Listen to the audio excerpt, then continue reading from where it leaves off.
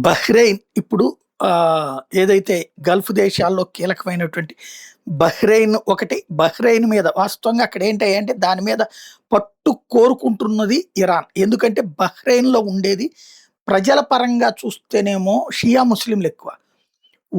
ఏది అక్కడ ఉన్నటువంటి ప్రజల పరంగా. అదే సందర్భంలో పాలకులేమో సున్నీ ముస్లింలు. అందుకని ఇరాన్ ప్రత్యేకించి దాన్ని కాన్సంట్రేట్ చేస్తుంది.